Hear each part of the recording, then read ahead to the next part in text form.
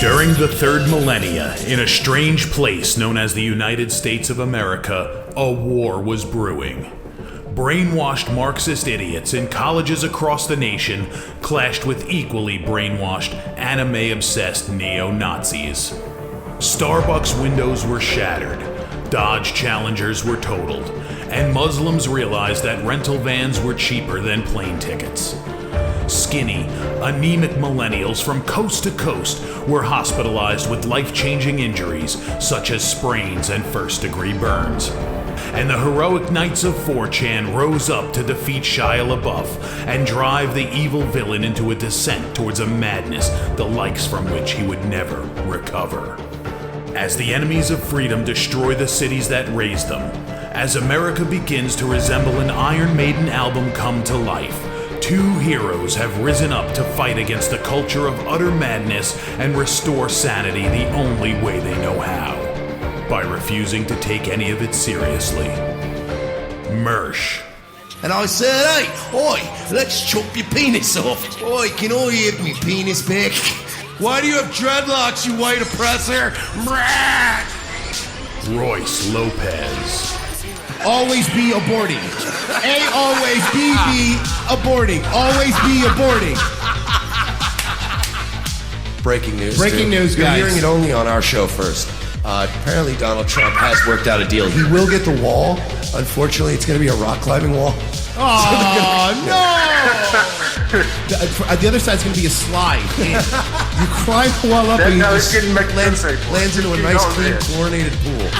And then you immediately get a welfare check. Fucking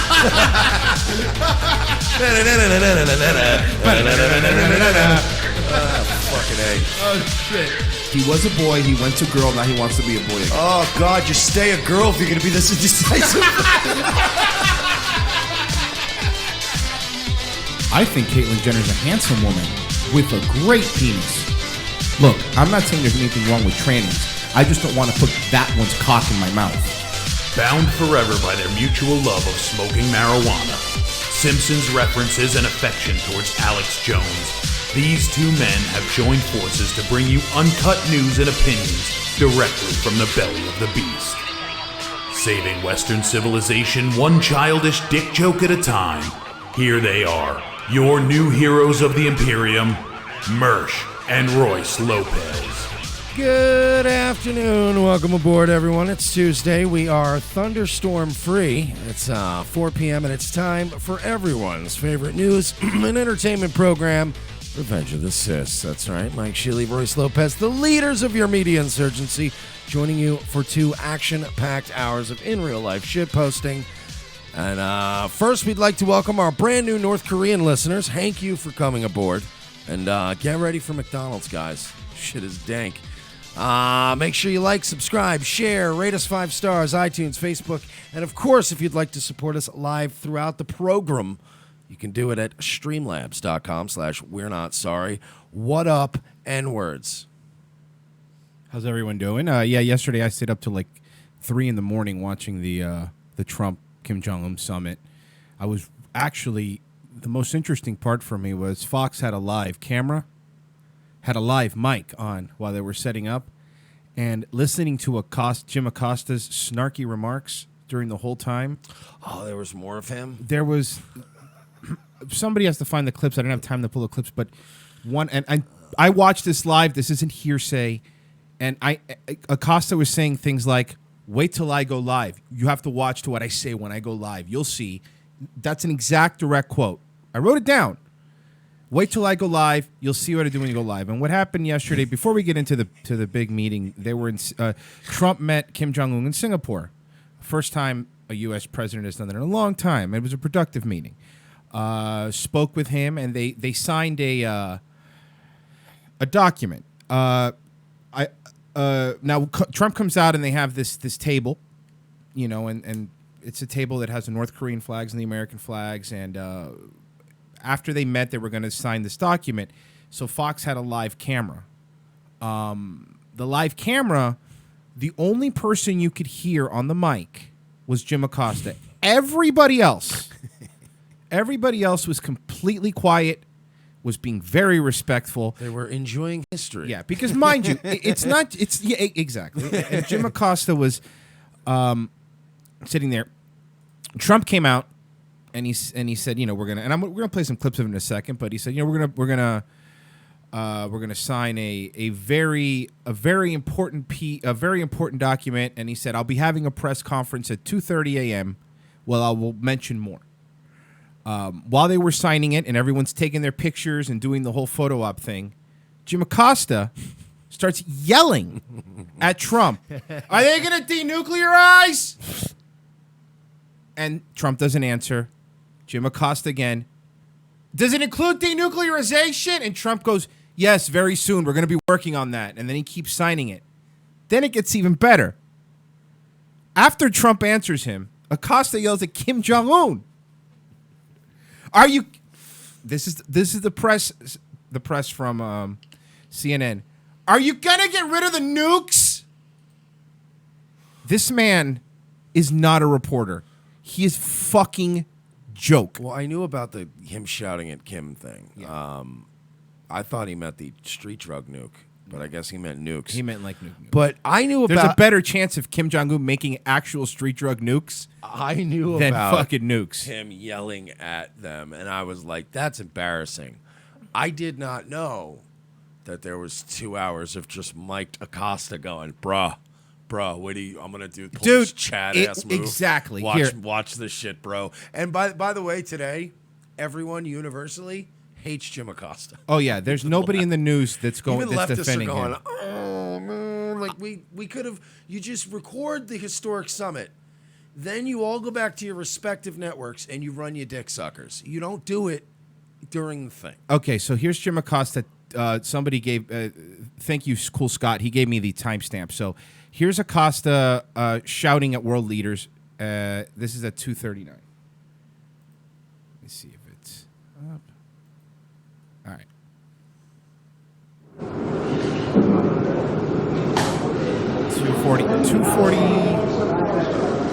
239, so right here.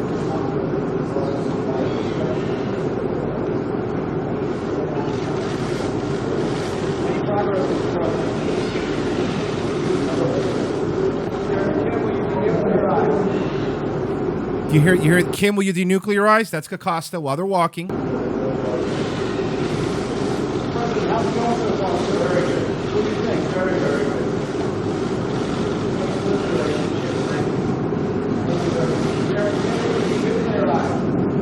Kim, will you denuclearize? Now, here at 2:41, we get right around here. All right, check this out. This is at 2:41. Here's what he says, and we'll play it. Hey, if they're not going to let me in the fucking meeting, I have to shout and ask a question all day long. That's the way it goes, all day long. So listen carefully. This is the hot mic I was talking about.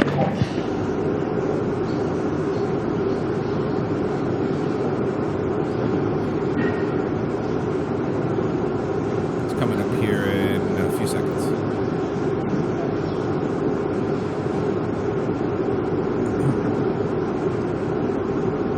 It's a nice hotel.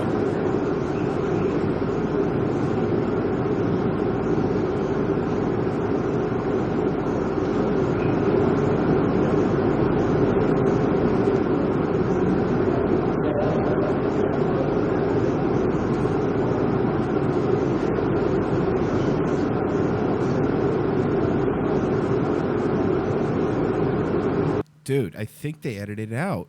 Did they? Yeah, no, mind you, I heard all this live.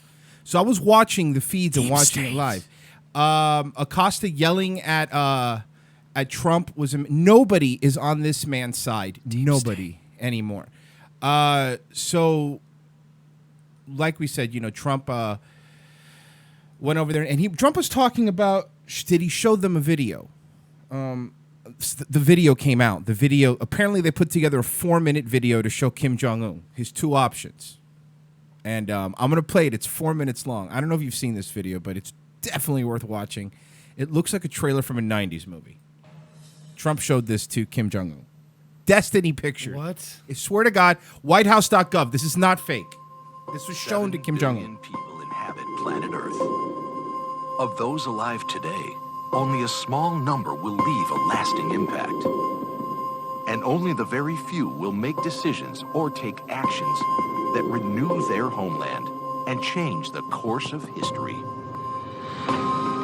History may appear to repeat itself for generations.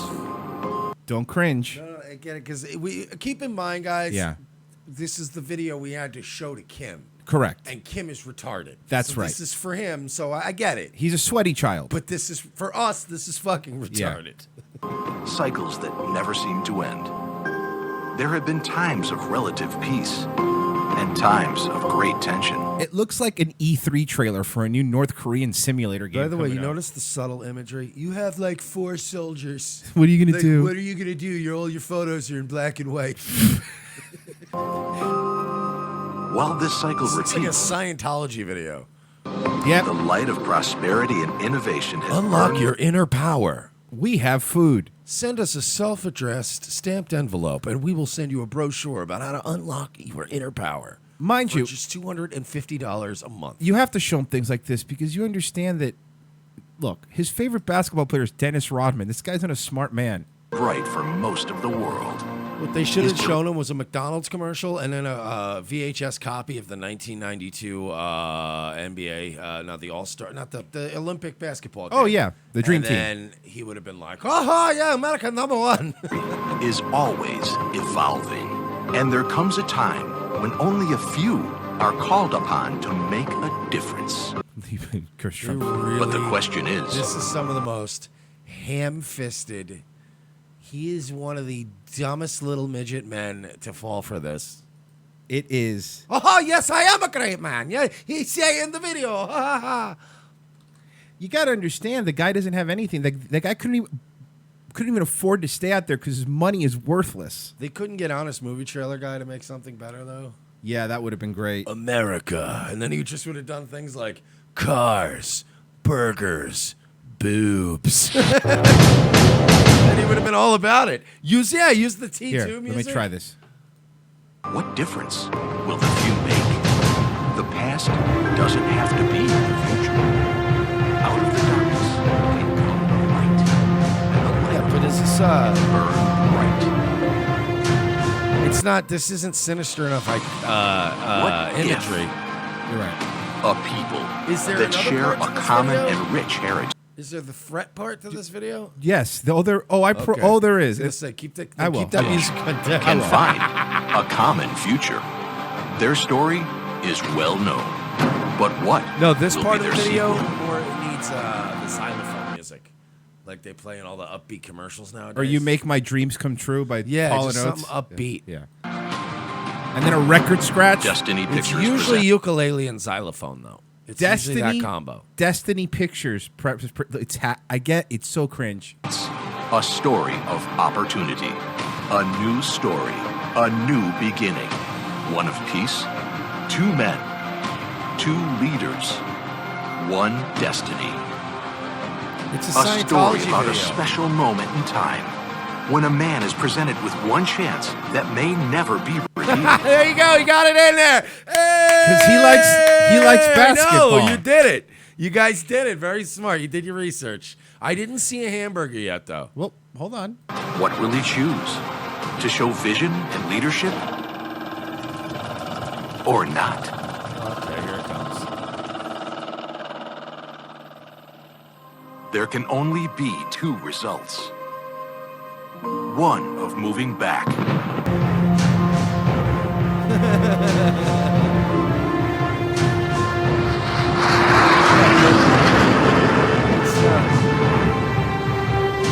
Or one of moving forward. We get that you're not gonna.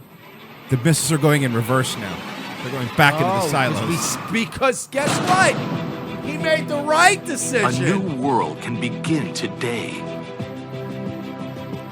One of friendship, wanna see a respect, cheeseburger. and goodwill. If I don't see a Be cheeseburger, part I'm of pissed. that world Bumper cars. Bumper It's pretty cars. dope. where the Pretty doors dope. of opportunity are ready to be opened. Investment from around the world, where you can have medical breakthroughs and abundant. You could pizza, pizza, it's- pizza counts. He likes hamburgers. I though. get it, but he likes pizza. But we are trying to. Little things count, man. Okay, let's see. of resources, innovative technology, and new discoveries. What if? Can history be? Oh my God, that's why IHOP changed their name to International House of Burgers. It was to get. Holy shit, 7D chess, bro. And this son of a bitch Trump wants to go out there, parade around like he takes credit for it. Yeah, it was IHOB. How dare you? It was IHOB, sir. Be changed? Will the world embrace IHOB this change? just sounds like you want to go to IHOP, but you have a cold. Yeah. Like, yeah, does anybody want to grab some bread? Yeah, let's go to IHOP. go to IHOP. We'll go to IHOP. And when could this moment in history begin? It comes down to a choice. On this day, in this time, at this moment, the world will be watching, listening, anticipating. I cannot wait for the North Korean version of Flip This House. Oh, it's going to be great. It's going to be dope. Buying all those little old cement communism style buildings. And they flip 'em. literally flip them. Yeah, just all you do is knock out one wall, make a window, and add one of those flower beds, but it's still just a cement cell. Frozen Asian says, I love that this is playing to a 10-year-old child's mentality. But that's what But he that's has. what I'm saying. Yeah, he's so dumb. That's why I started to rip into this video, and then I went, wait a minute. They had to dumb it down for stupid Kim. Hoping. Will this leader choose to advance his country and be part of a new world? Be the hero of his people? Will he shake the hand of peace and enjoy prosperity like This he is has the most never seen? ham-fisted. It's, yeah. This is the most roundabout way I have ever seen, and definitely the least cost-effective method I've ever seen to threatening somebody ever. Great life or more isolation? Which path will be chosen? Look, all I'm saying, Kib, is that you have infrastructure, you have things in your country that we need, natural resources. We have a lot of alt-right people in this country that want a small-titty Asian girlfriend. And I think we could help each other, bro. Featuring President Donald Trump and Chairman Kim Jong-un Oh, he's so chunky. in a It's so weird. To And be introducing Bruce Willis. Dude, there is some level of sociopathy involved when you are the leader of a country who everybody is starving in and you're fat. You cannot be like, I understand. Look at his tight fade, though. But like, pick a different vice.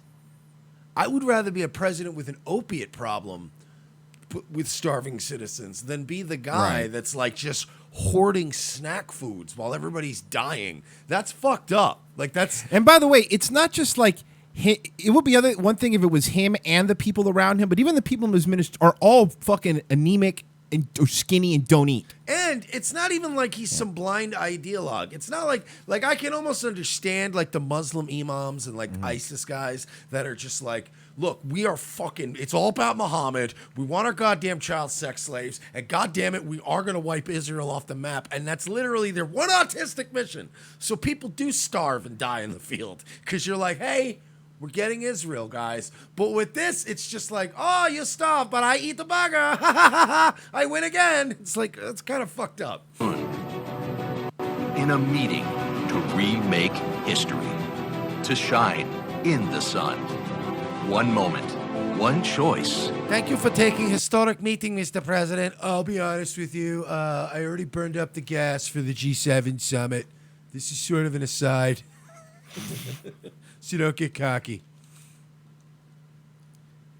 Here, there's a little bit.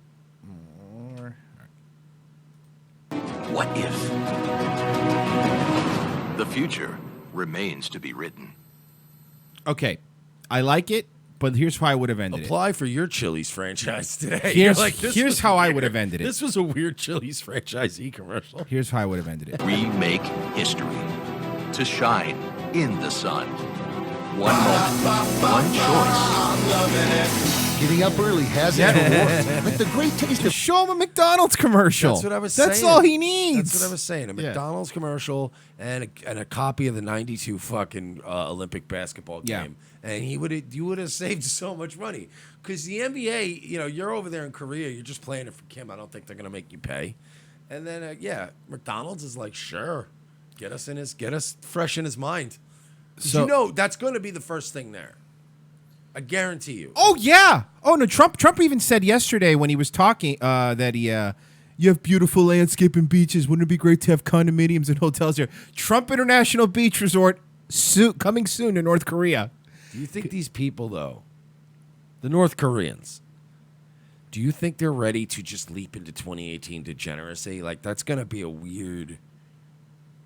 It's gonna be a shock. I think they have to be eased into it. It's gonna be North Korea is gonna behave much like I imagine the kids that I went to private school with that never left private school, because they had these like class sizes of like 150 kids per grade level, and they were in this little cult of Jesus, and everybody knew each other, and then they went out into the real world and they were just sucking everybody's dicks, like Amish, all of the drugs. So I'm I don't know how they're going to adjust.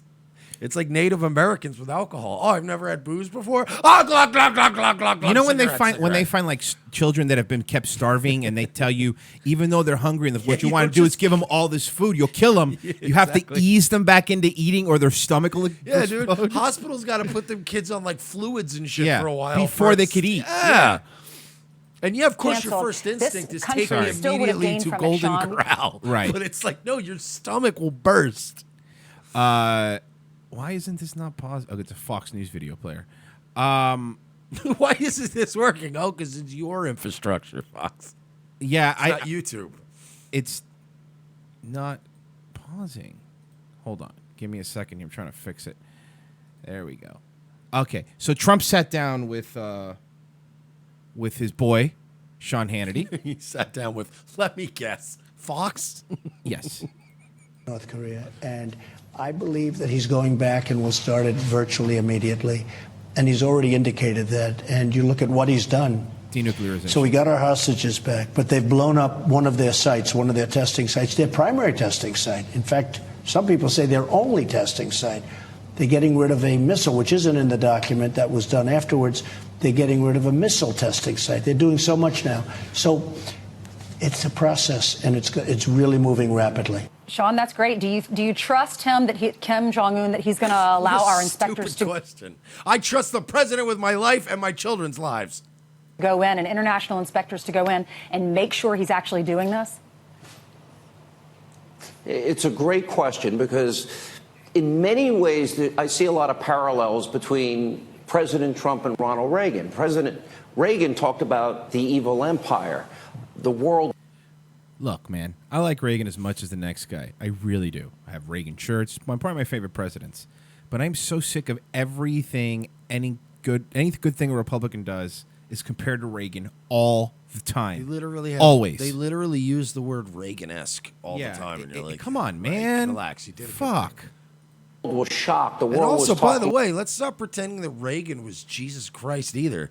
Like everybody pretends like Reagan was Jesus come back to earth and he was so merciful. And he was a good president, but he was fucking ruthless too. Of course. And he played the old doddering fool to a T. So, everybody goes, oh, Reagan.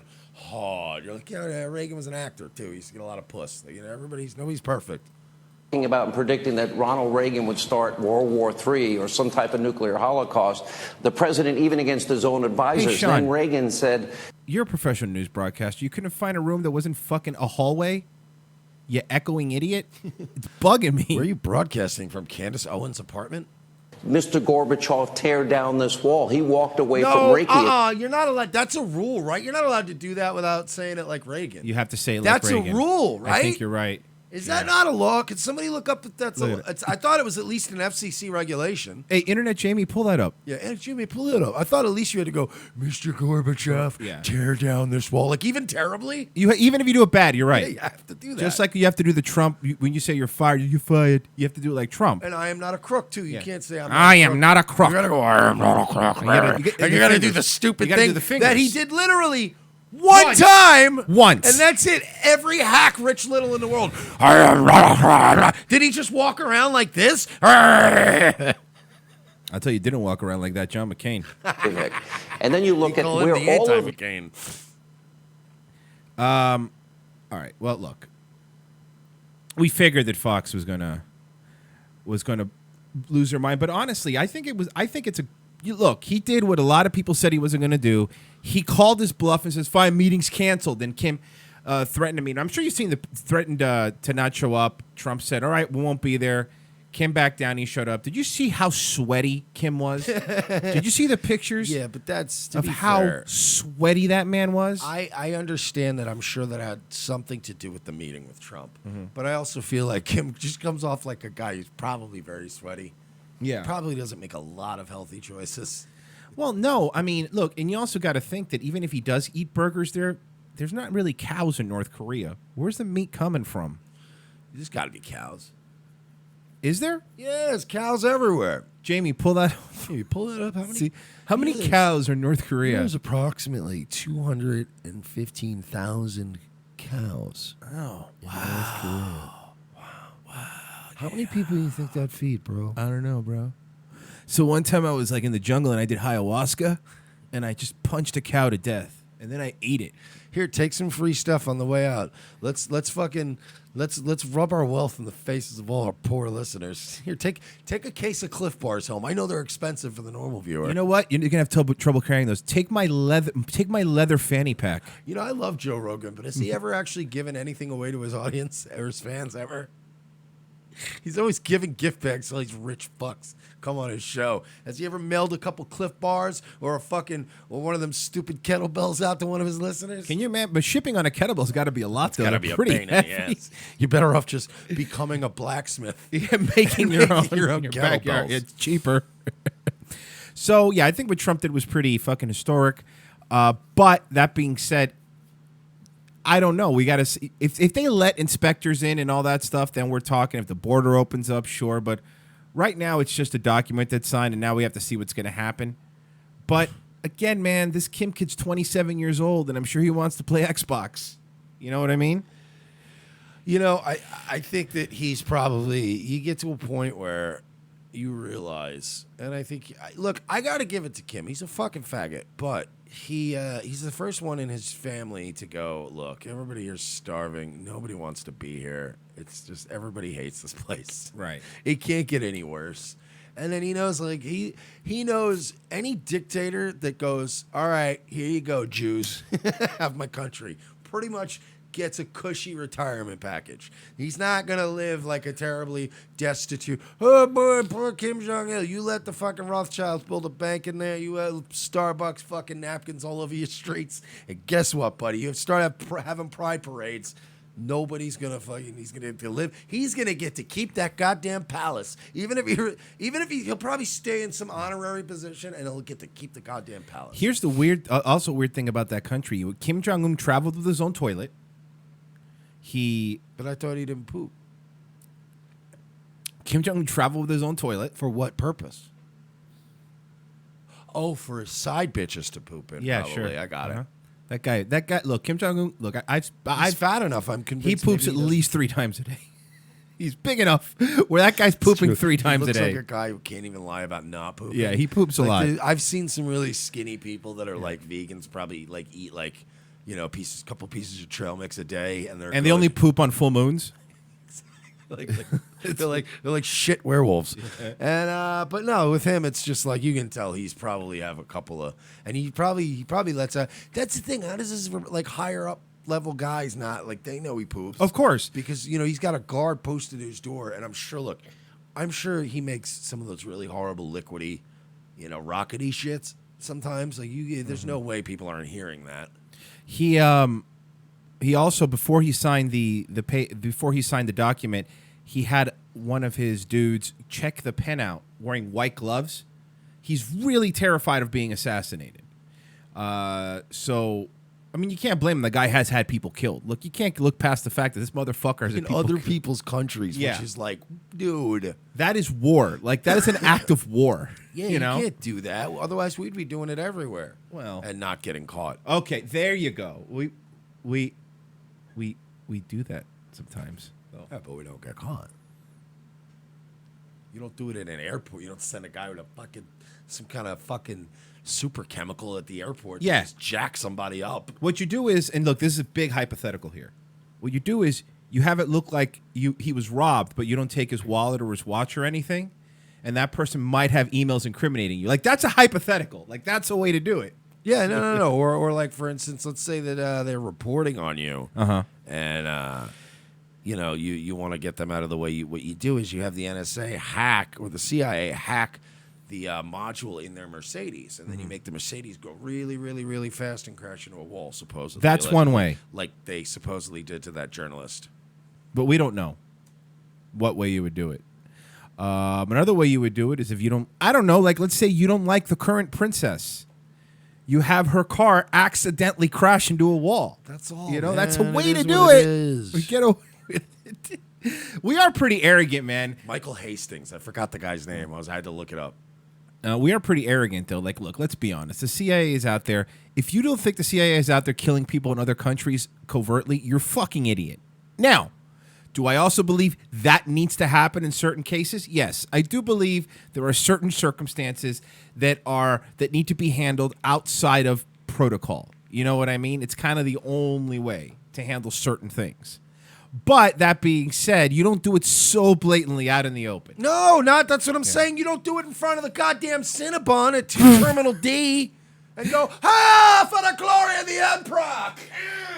People are going to maybe have questions. Interpol's going to go, did you hear about the guy yelled for the glory of the Emperor and stabbed a dude at the airport? We're going to have to look into that, right? Why didn't the police show up? They were at a pride parade painting people with rainbows. Come here. No, you're the bigot, sir, because you didn't want me to interrupt your fucking lunch. You're the problem. That's all the guy did, too, by the way. He's getting attacked on the internet. Dare that guy. And it's like, all he did was go, no, thank you. I'm eating. I'm eating, and I have a meeting after this, and I don't want to look like, a faggot. like that. That would have been better. Chip, chip, cheerio. Speaking of faggots, Tesla to lay off 9% of its workers. I know you. This is a good one. No, I know, but I'm wrong. Tesla announced Tuesday it planned to lay off up to 9% of its workforce, a move that could roughly affect 3,700 employees. In a company-wide email... I don't mean to laugh either. I'm sorry to the employees. In a company-wide email, Chief Executive Elon Musk described the decision as restructuring and said it would affect only salaried employees, not the factory workers building the next Model 3. Oh, they're salaried employees. Fuck those guys. Fuck them for working hard. Fuck the middle class. They're a bunch of homos anyway. But you blue-collar guys, we got your back. By the way, Hey. Elon, you understand that unemployment is almost statistically at zero? Because there's 3%, there's almost The statistically... only unemployed people are people that don't want to work, jobs. okay?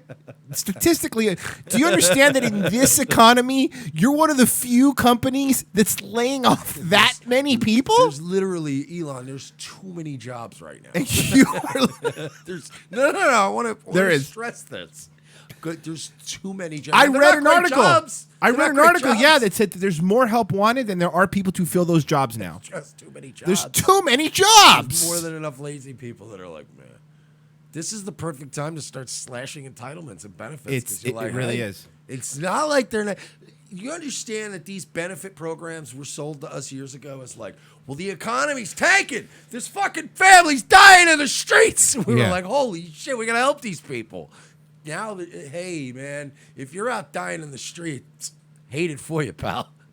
Tesla has grown and evolved rapidly over the past several years, which has resulted in some duplication roles and some job functions that, while they made sense in the past, are difficult to justify. Like a CFO, because you don't have one of those anymore. This dude, the rapid decline of Elon Musk. Dude, a year ago, you were having a debate with fucking Kyle on this show about Elon Musk and how he's gonna change the world. And by the way, yeah, no, he's not. He's gonna go broke, and it's gonna everybody who gave him money, i.e., America, is gonna go. Where'd the money go, Elon? And now we're in Act 2 of this play. Act 3 is coming, and Act 3 is gonna go. Where's the goddamn money, Elon? he's calling Julian Assange right now, asking if he has a bunk bed he could stay with him in. The only thing that made it to space was one of your fucking cars. And by the way, with the shortages of those Model 3s, you should have kept it on Earth and sold it because nobody else could get one. Or at least tried to lease it. The $35,000 Model 3 that never made it, that will never be, that he cannot create. Launching it into space is the most useful thing you've done with it so far. It's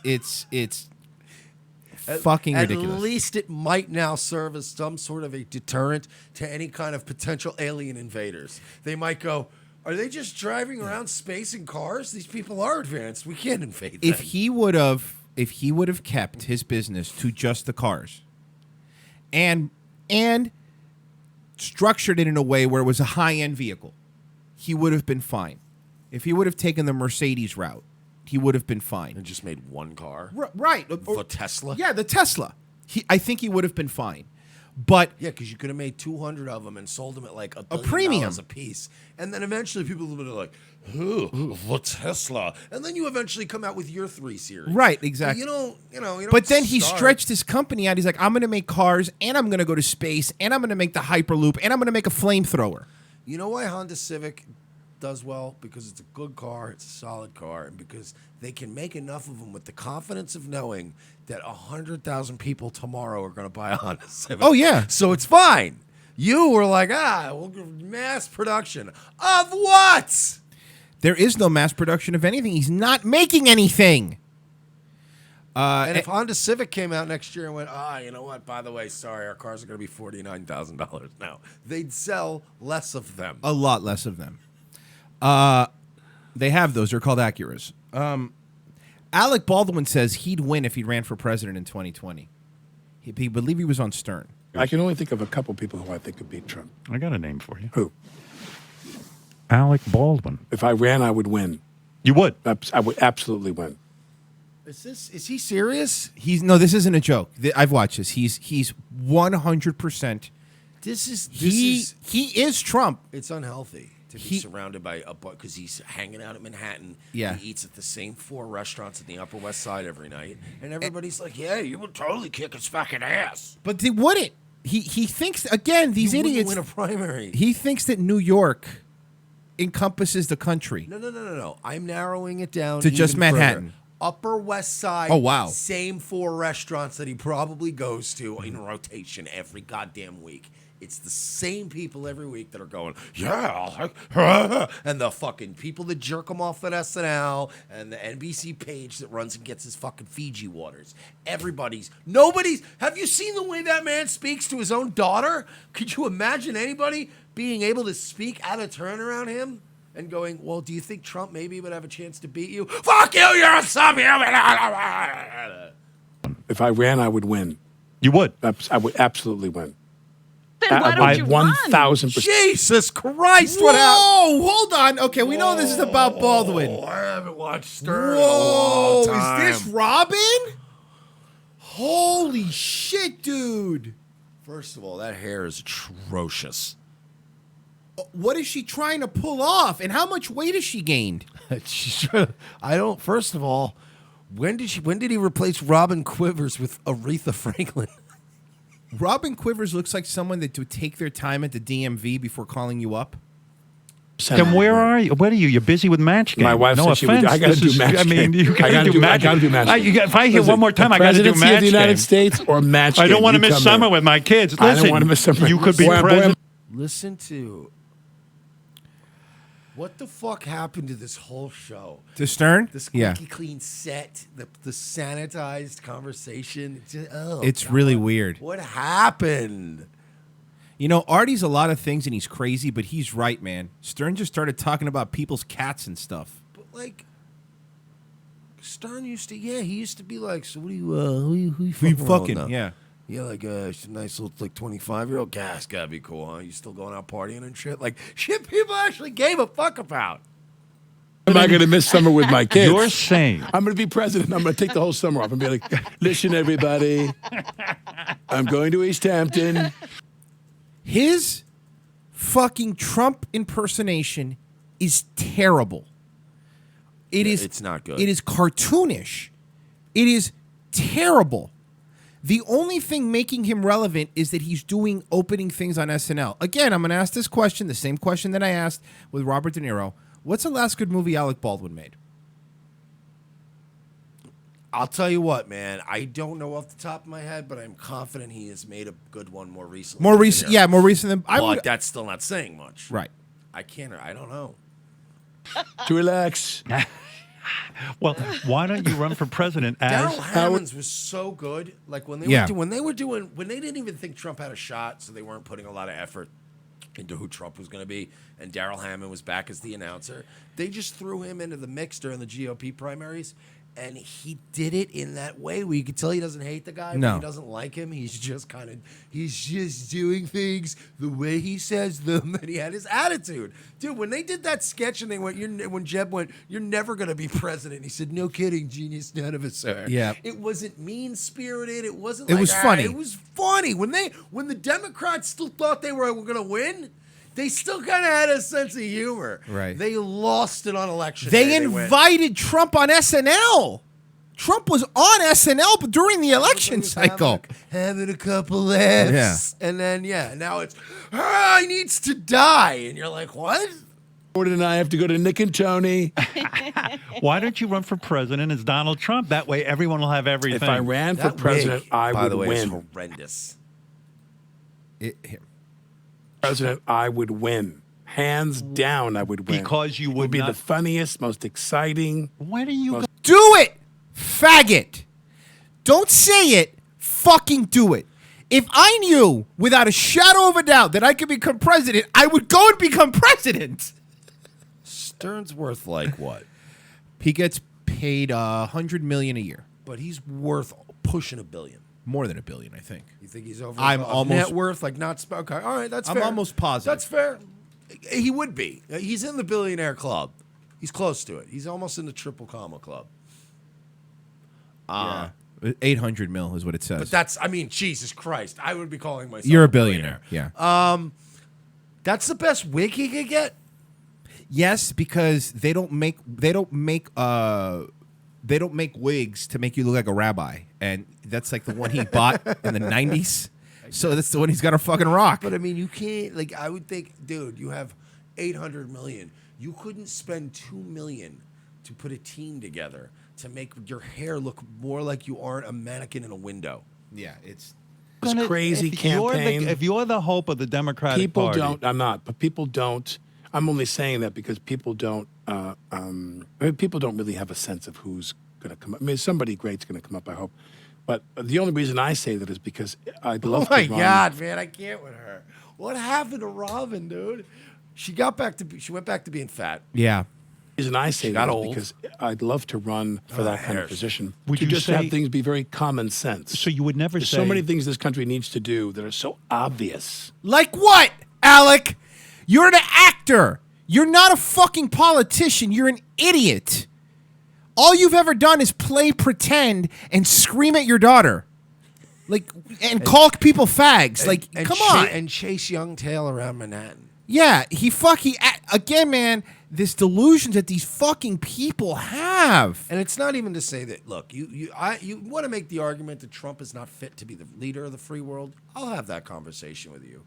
But this idea that you're somehow better, right, at all as a person, you're a worse person than him. Get me, when Ben Carson. Ben Carson can throw shade at the president. You know what I mean? Neurosurgeon from the fucking projects who went on to not only be a neurosurgeon, but got into government and did all these great things. Guy like Ben Carson, 10-4, fine.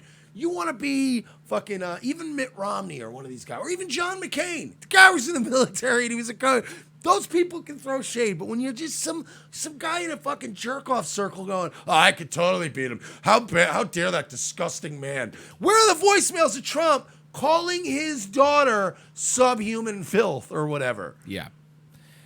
And it's this, and it's a jealousy thing too.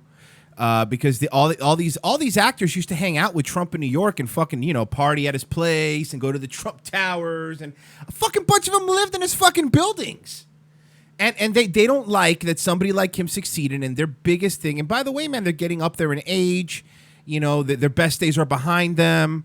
Look, Alec, you know what you could be? You could be Ed Harris. Here's a man who's out there probably still giving the best performances of his life. And how old is Ed Harris now? He's got to be in his 70s, right? He's, I don't know, 60s at least. Yeah, Ed Harris is up there. I would say mid-60s because he's been around. Homeboy's been around. Ed Harris was born he's 67. He's, I was close. He's almost 70. Remember when Ed Harris played nothing but like milquetoast dads? Yes. Was that me? I think we got something. Whatever. Gave us stuff. Something. Thanks to whoever gave us stuff. We appreciate it. But it was Twitch. Yes, thank you. It was my sister. Thank you. We appreciate it. But yeah, man, these people are 100% convinced that because they are in this echo chamber that they know what's right. None of them have solutions, by the way. That's the other thing. None of these common sense. What's common sense, motherfucker? Tell me what it is, Alec. Show me what common sense is, you fucking asshole. I cannot fucking stand it. He is, again, he's the epitome of everything I hate about liberalism. He's not. I've got friends out there that are just like middle class that just are like, I do think that there should be more social benefits. And I'll have arguments with them all day long. But when you've got these people that are like, this has nothing to do with being progressive. This has nothing to do with policy. This has nothing to do with the future of this country. They just hate Trump. They're not going to be able to run on this in 2020. Yeah. They can't. And especially, the problem is now that they have Trump beat them on bravado and just calling them out on their shit. Yep. And they fucking panicked. Now they're going to get ready because they're always behind. Now the Democrats are going to go, this election, we're going to be ready for his bravado. We're going to be ready. Every time he calls us out, we're going to clap back. We're going to be ready. But you know what the problem is? They're going to get all ready for that aspect, and they're going to forget about the fact that they're not going to be running against Trump's bravado this time. They're going to be running against his results in 2020. They're going to be running against his economy. And when he gets all these results, it's going to be like, isn't this guy a fucking orange Cheeto Trump piece of shit? And everybody's going to go, actually, I've gotten $3,500 in raises in the last 3 years. I don't... Remember, Bill Maher's the one that said on his show that he prays for a recession so Trump gets out of office. Have you tried North Korean coconut milk? It's really good. It's weird. I didn't even know they had coconuts in North Korea, but apparently it's really great for them. But they're exporting products now. Like there are going to be pro-Trump rallies around the world. Mark my words. They're already happening. But when I'm telling you, when shit starts heating up with the election, you're going to see fucking black people in Africa. You're going to see fucking Asian people. You're going to see all these people around the world. With little fucking Trump flags and stuff because this nigga's killing it. Bottom line, he's killing it. Yeah. And the tariffs, and I get he's not look, they're going to go, you did these things great. Here are some things you did poorly. But so far, compared to the last 8 years, you can't say that he's not getting shit done. He is. I mean, and look, man, seriously, and I didn't even vote for Trump. I will now, but I didn't vote for Hillary either, though. But I'm not a Trump cheerleader. Anyone that listens to the show knows that. But he has done more in the couple years he's been in office than Obama has done in 8 years. Obama did a lot of damage in 8 years, but seriously, name something positive that Obama did in the 8 years. And I'm being serious. Forget politics. Let's put politics aside. Let's look at it let's take a step back. What did he do that bettered this country? Think hard. Yeah, I mean, no, and I'm not trying to be edgy. Me neither. I'm really not. He showed the world we're not racist, I guess. Did he, though? Not really. Not really. Obviously, that didn't work. the hope and the change. Yeah, but nothing. They were all words. Yeah, it came 8 years later. But he did say, look, Obama did say for 8 years, hope and change was coming. Was he wrong? No, but it was not him. It was Trump. And he systematically dismantled. Trump systematically dismantled everything before, or is doing that. I should be on Fox News as their token liberal. Yeah. Yeah, but I mean, he said hope and change, and now hope and change. What's your problem? Yeah, I mean, even Obama, the guy that's writing Obama's book, even said that Obama was in shock when Trump won. He wasn't expecting it. He couldn't believe it. Why? Look at what you left. You left him a fucking mess. Yeah, but again, is it wrong for him to be shocked? The entire world was shocked. Trump was shocked. Mm-hmm. Trump sat there like, oh shit, it won. Everybody was like, did this happen? Mm-hmm. So yeah, of course, I'm sure even the people in their echo chambers that made up fake polls were like, what? Like, you really? I thought we could just lie our way into this thing. But it just goes to show you the difference between, between the parties. And here's a perfect example. Look, by the way, I don't think George W. Bush was a fucking good president. I don't believe that. However, he had the class after he left office to just leave and go paint and drink on his ranch and hang out. Unlike Obama, now I was reading, is out there and he's helping vet the next the people that are going to be running for the presidency in 2020. So they're going to go to him. He is now apparently, and by the way, Netflix, he has a Netflix series. It's going to be scripted series. There's going to be documentaries. And I said it forever. For as much shit as everyone goes, oh, Trump, we're going to have a reality TV star become president. Motherfuckers, Obama was a reality TV star while he was president. That's what he did. He partied with fucking rappers and hung out and comedians, and he was showing up making jokes all the time and running around the office with pride flags. You've seen that picture, right? Obama running around the White House with pride flags with Joe Biden. That's a fucking joke. Yeah. All right. Well, too, what made me laugh was remember too they used to light up the White House, and they all panned it to different in rainbow groups. colors. But they did it in blue when Bush was in there, and they just decide who they're going to pander to. Right. So now everybody's like, oh, Trump didn't light it up for LGBT. I'm like, yeah, you're right, but he'll probably light it up blue when a cop gets shot for no fucking reason. Guaranteed, because that's the kind of thing the White House should go, Jesus, take a moment. You know what I mean?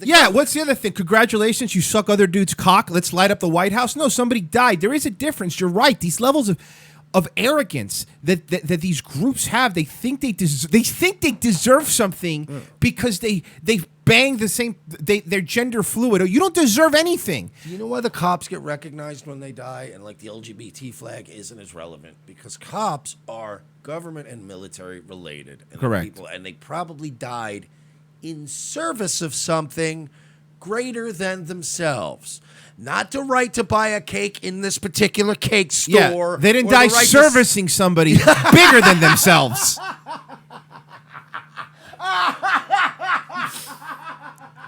Can we just end the show? That's going to do it, folks. Sorry, it's a 1 hour show today. We're not going to top that one. Holy shit.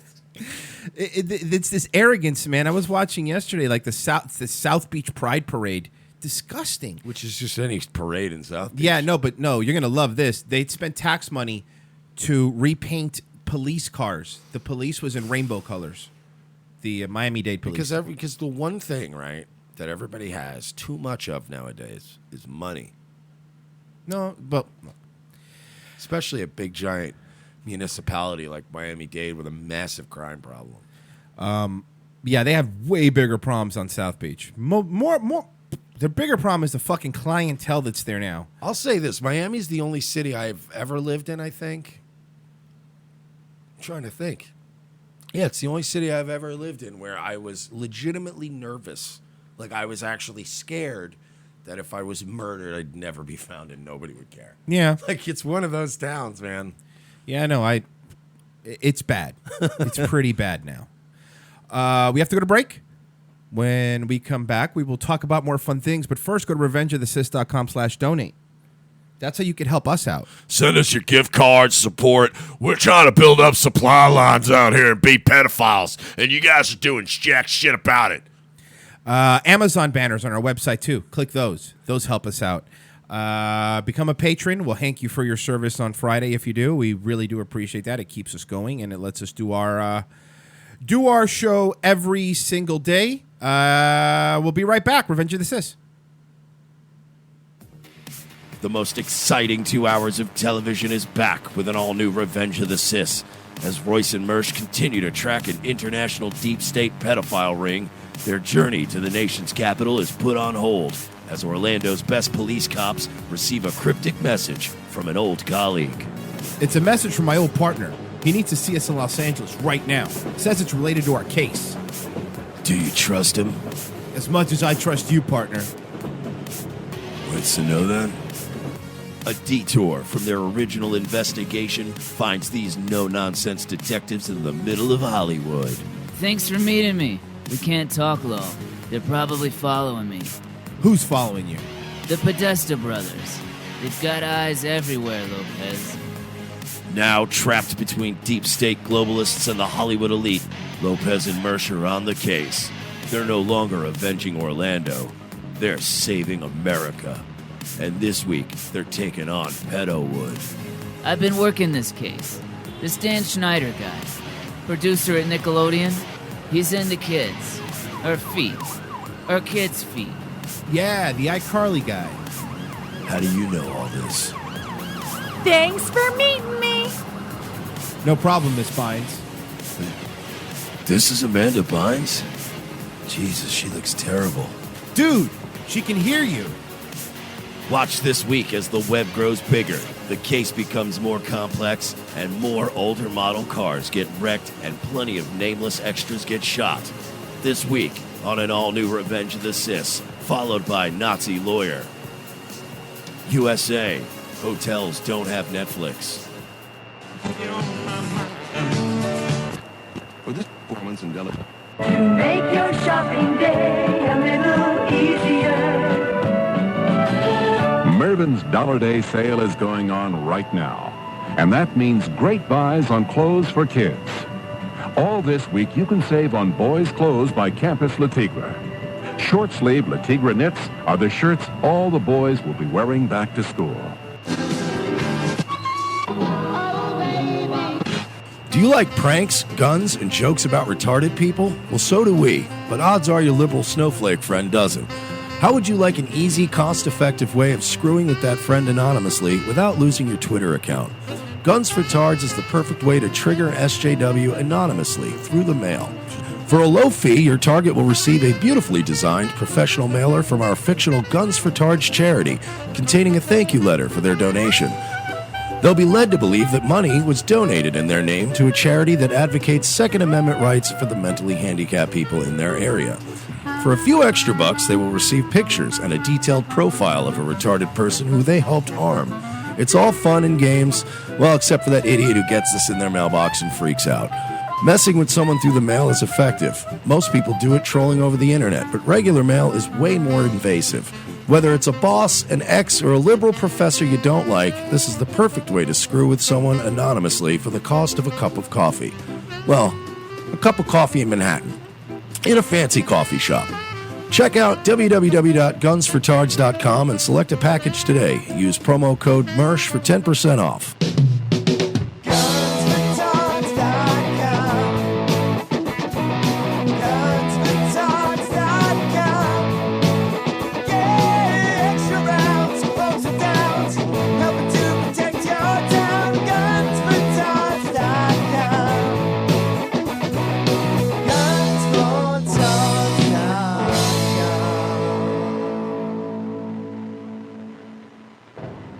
Ladies and gentlemen, we can rebuild him.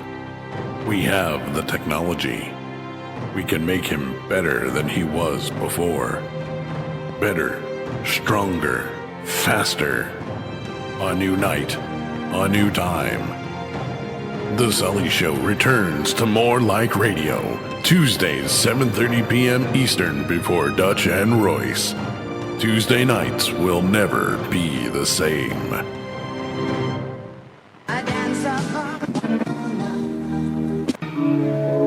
am the changing of the guard at Buckingham Palace. I am a thatched roof cottage in Wales. I am the best of Great Britain. I am British Caledonian Airways. From Time Life Music comes a one-of-a-kind Rat Pack collection, their most bigoted songs. All your favorite once-acceptable hits like Drunk Old Injun.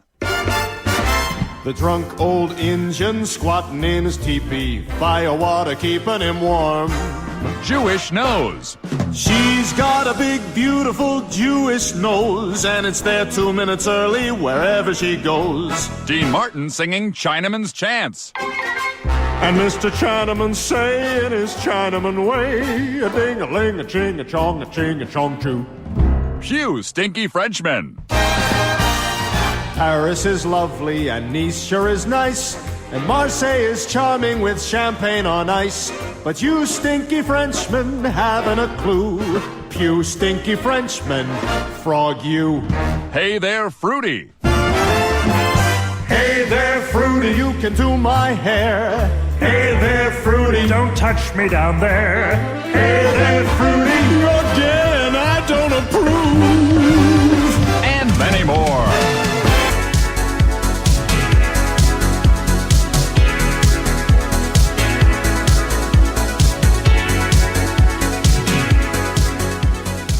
Second hour, Revenge of the Sis. Thanks for staying with us. No power outage today. Hopefully we don't jinx ourselves. Yeah, that shit sucked yesterday. It really did. We're like mid-rant, and it just went pew. And it took my brain a good probably 10 seconds for it to really dawn on me that we were off the air. I mean, considering how bad the storms are and where we're located, we really don't get that many power outages here. Yeah, we make that all right. We do all right, so yeah, I don't want to start jinxing us, but we're back. There was like a couple people that was legitimately, Yeah. like most of you guys are great about things. And Yeah. most of you guys were like, what happened? You know, like Cool Scott was messaging us. People were hitting us up on Twitter. Blackburn was hitting me up. So I just tweeted out the video of us in the dark. Right. And then some of you people on YouTube, man, need to get a goddamn grip. Some of the people on YouTube were like, what happened? It's like 45 minutes. And I'm like, yeah, I know. We had a storm power outage. Oh, that's bullshit. I get what they're saying. Like they didn't, but it comes off a certain way. Like, well, fuck. And I'm like, well, I get it. Fuck. No, Royce is pissed too, but like, what are you gonna do? Yeah, what did you want us to do? It's almost making it sound like we failed. You're right, guys. For $500 a month on Patreon, we should have had a goddamn generator on the premises. Trust me, nobody was angrier than me yesterday, okay? And a lot of people were saying, I'll bet you, did Mike throw stuff after? No, I was the one that was prone to throw stuff after when the power went out. Yeah. I was fucking angry. I have a tendency to kind of just let go when things get really, really bad. Like when things are, when I have something or somebody to blame, oh, buddy, will I let the rage flow.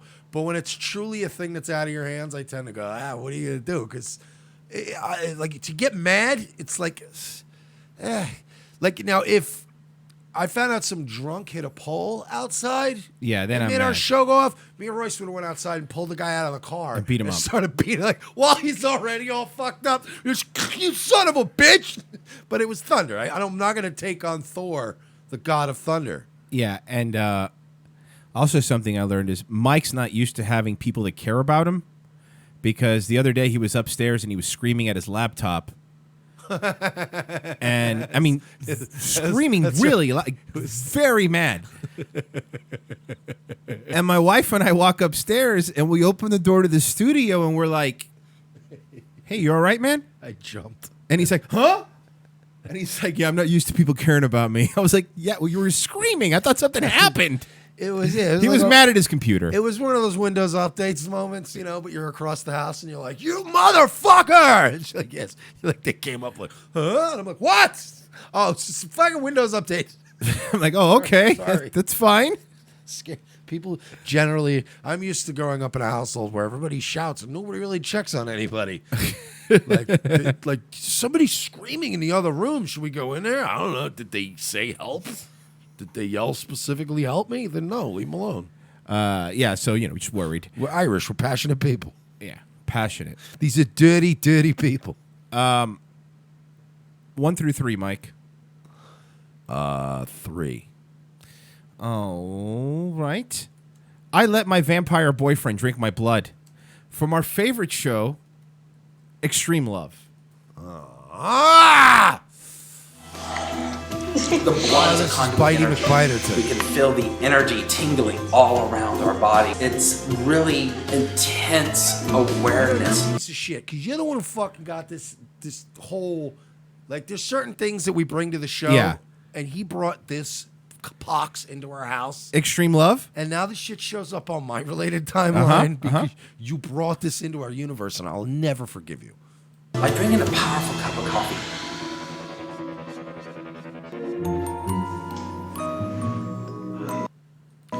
I get it. Look at these Trump voters. We get it. So fucking Dave and Heather are still trying to get attention. Oh, God. You would have to suck another dude's dick? 8-year-old Michael Vachmiel, or Raven as he's better known in the blood-sucking community, is a self-proclaimed vampire who believes drinking human blood gives Blood-sucking community, still more respectful than the internet blood sports community. him vitality. I started drinking blood shortly after my 13th birthday. Oh, God, this guy's going to kill her, isn't he?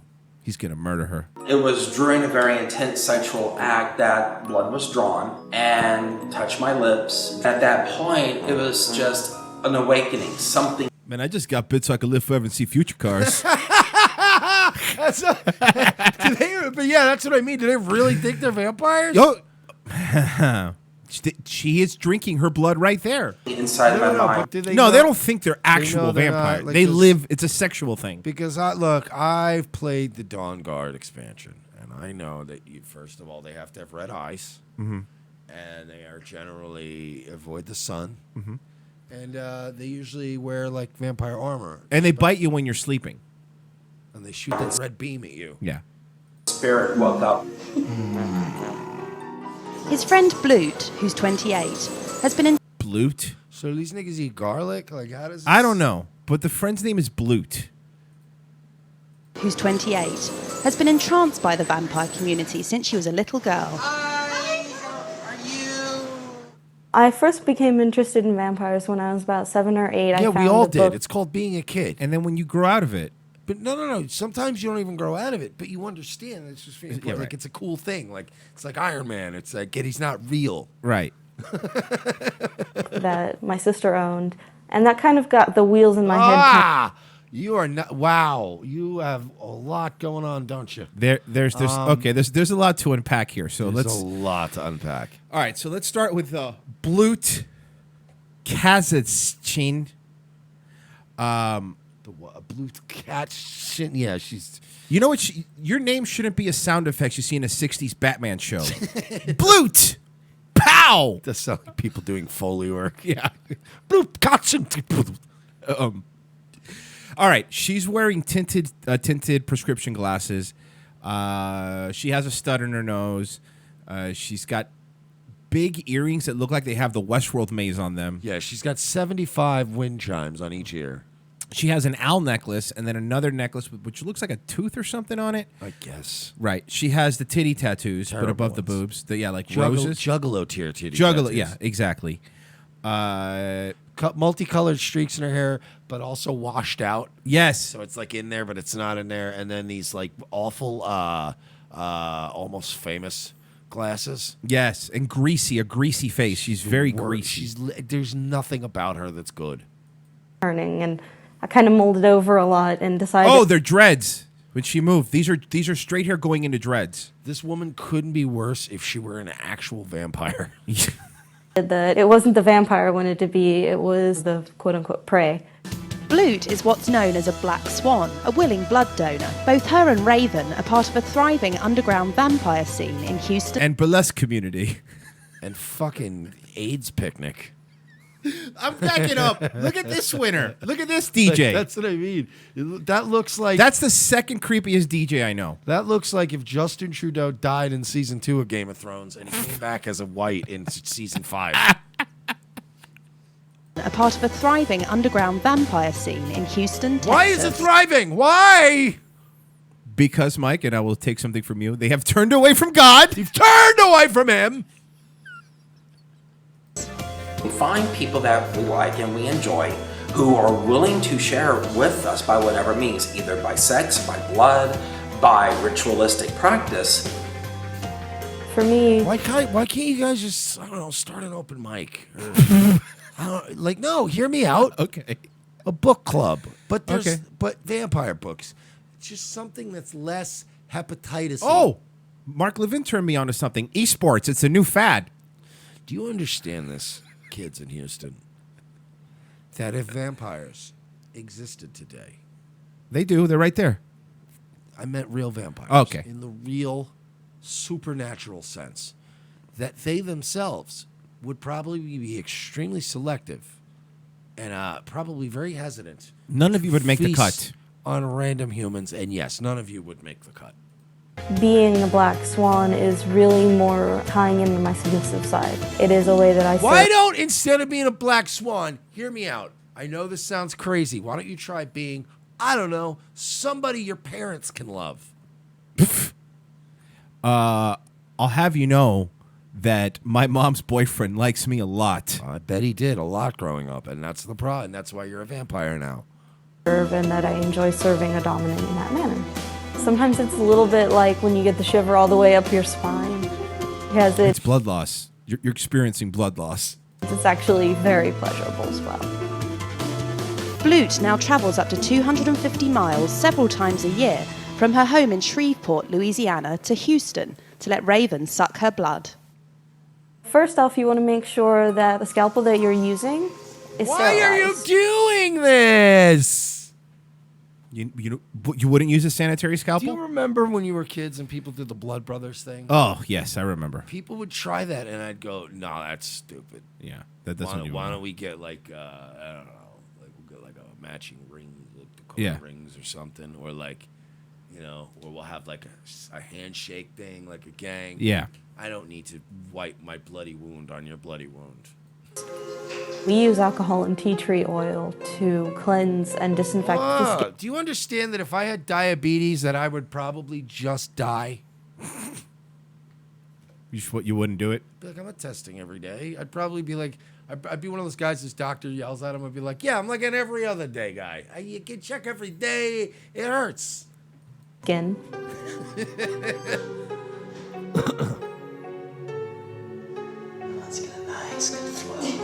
Some people prefer to use their fingers. Generally, Michael and I, he does lick and suck You think they're smashing?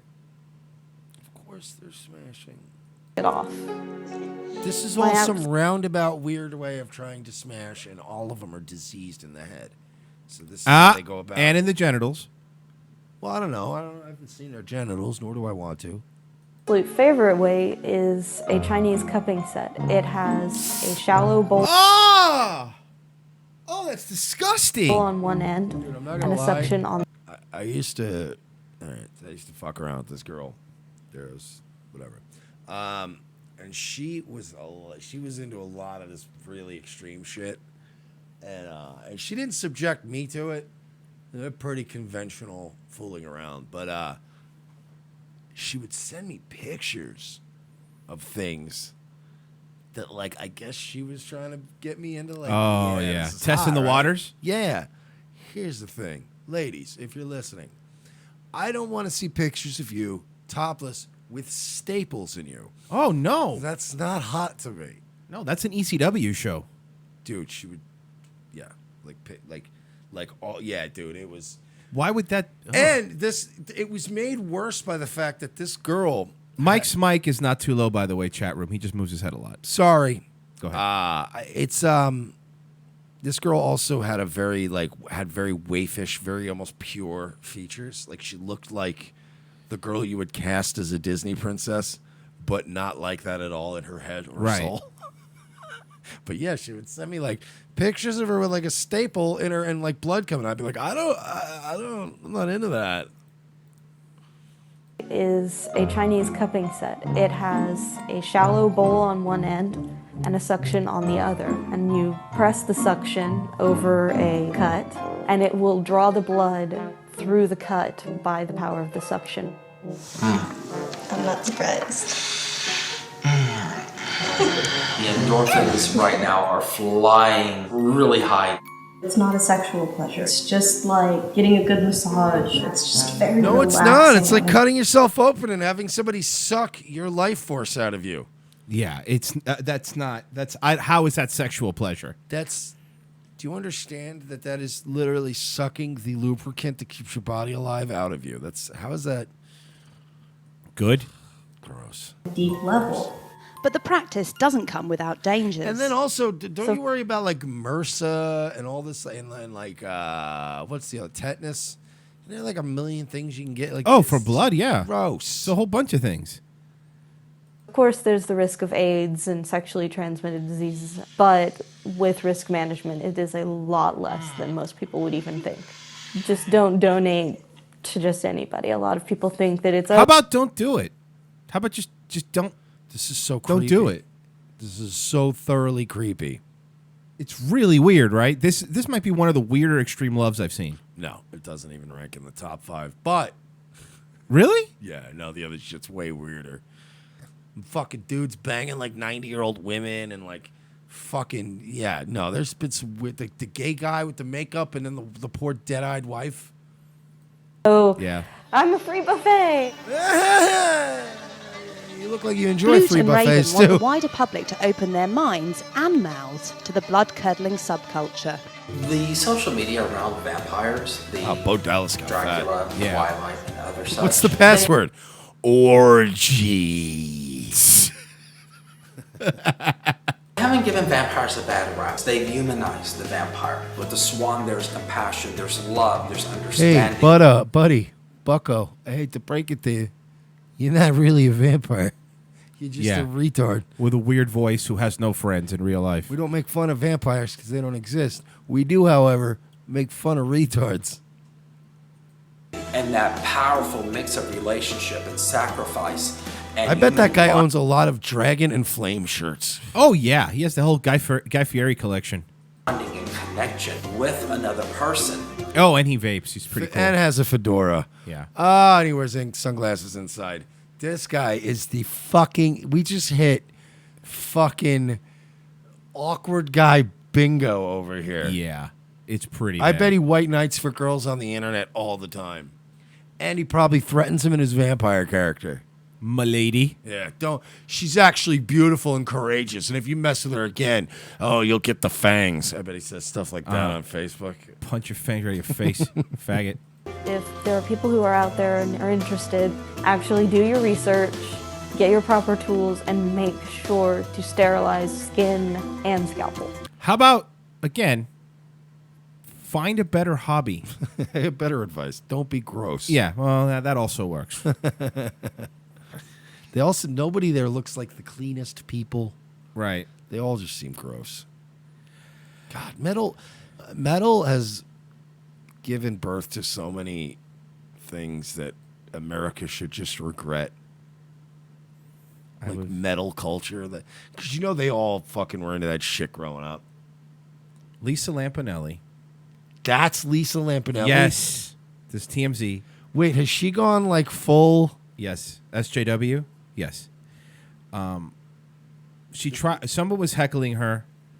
So I'll give a quick setup. Someone was heckling her, and she said, "I'll give you your money back. Leave." He gave her a Benji and said, "Here's 100. Shut up." And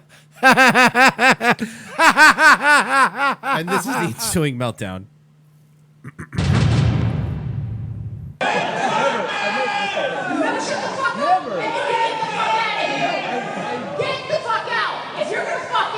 Talk shit to me in my own show, motherfucker! I will fucking give you personally your money back, because I don't need to fucking work for people! You wanna get the fuck out? I'll give you your money back. Yeah? Go ahead, stupid! How much my show cost? I'll give you 100 to shut the fuck up. I'll give you $100 to shut the fuck up. You give me $100 to shut the fuck up? Give me that and I'll fucking tear it up, you fucking idiot! Get the fuck out of here! By the way, this look, I'm not gonna act like I've got any, that I've got more experience than Lisa Lampanelli on stage, or fucking black men. But I'll say this: you usually shouldn't deal with a heckler like this. No. Because you never seem like the rational person.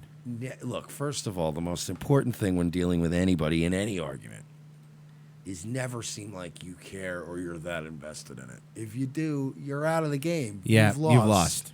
You can never raise your voice and be, get the fuck out of my show! You have to, like, find a way to show how little you care. Like, remember Daniel Tosh when he had his meltdown? Yeah.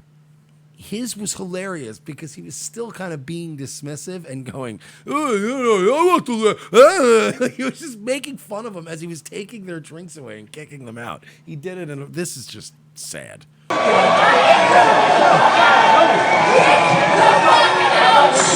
Okay, first of all, Now she loses it with the audience and the lighting guy. did I fucking tell you to leave those fucking lights on? I fucking told you to leave the fucking lights up. Like it's the light guy's fault that you're fucking losing your mind. I said it and I fucking mean it, you fucking moron! Screaming at the light guy. This is not the heckler anymore. This is the lighting guy. This is not funny either. Like, again, No. the mean comedy thing. Like, we've talked about with Trump and SNL. Look, the whole idea, like with Louis Black and Lisa Lampanelli, and there was that whole era of mean comedy, like, oh, so mean and edgy. None of those people in real life at that time in their lives were angry or mean people. Right. They did that style, but it was, this is just not like, does she think that she just being mean is funny now? Because this is her, I think like she's having a meltdown, but clearly, I think she thinks Trump she's broke, still performing. I think Trump broke all these people, Mike. That's what I was thinking. I honestly believe As I saw that. the blue hair and her shrieking, I'm like, Trump did he break her too? broke all these people. Anyone who thinks I need any fucking help needs to shut the fuck up. Every one of you, I am talking to this guy. You fucking civilians, okay? You fucking civilians, all right? I'm the one up here with the pink hair screaming at you, okay? Look, I don't need to fucking tell you how to do your fucking lights, man, all right? You fucking civilian. You've never even been on a stage. She looks like she could use that 100, though. Yeah, she really does. Look at those seats. Look at all those empty seats. Look at the packed house she's Lisa, in. you should have kept the hundo. Yeah, I would have. I have a feeling as we see more and more of these empty seats, it's providing context. And I think I know why old Lisa was having a meltdown to begin with. I didn't need your help with any of Listen, my life. I don't need listen it. to the echo of that absolutely empty theater. Because, again, we've both performed in theaters and been in theaters. When there is an empty theater and you're setting it up before a show, it has a weird echo to it because there's no flesh spread out to act as sound buffers. There's no flesh in this theater. It's echoing because there's like 40 people in this theater. You do need help, Lisa. No, she doesn't. She's doing great. And let me have a conversation. Shut your She's lost half the crowd, by the way. What is half of 27 people? It's a fraction. I'm just saying to be quiet, Stevie Nicks' retarded fucking cousin. One more fucking sentiment She's dressed like the oldest Nirvana fan ever. Why is from anyone who isn't me and the person I'm talking to, and you can get the fuck out. That is Lisa Lampanelli, the broken woman. Listen, a past her prime, angry, shrieking Jewish woman. Yes. With the fucking blue hair, cut all up, screaming at everyone, berating people who are in the crew that are working at the venue, screaming at the audience. This entire meltdown. And the lighting guy. The fact that her words are echoing back to her in this empty room, this should all be, yet again this week, another beautiful analogy for what's happening in this world. These people think that the entire world is watching them and going, get 'em, sister. And it's really them in a room with their own words echoing back at them as they shriek and alienate. And the crowds are thinning out. Nobody wants to see this anymore. By the way, I'm so glad that guy was willing to risk his hundo to make her look stupid. Here you go. He's $100. Shut up. By the way, look, if you're a Mike, you were a comic for many years. Heckling is a part of the game. And like you said, there's a right way and a funny way. Some of the funniest things I've ever seen has been comics handling hecklers. I fucking just destroy. Bill Burr is the prime. If you want to see how to handle heckling, look at Bill Burr in Philly. Oh, yeah. That's how you fucking handle heckling. Dude, I ripped one heckler once back in the day, and then like about 8 minutes later, a woman sitting at the table next to them tried to heckle me. And I looked at that woman, and her husband put his hand over her mouth. Oh, that's funny. That's a good feeling. Yeah. But that's because I didn't shriek at the first person. Right.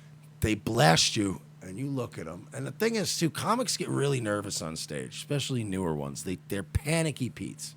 It's same way with radio.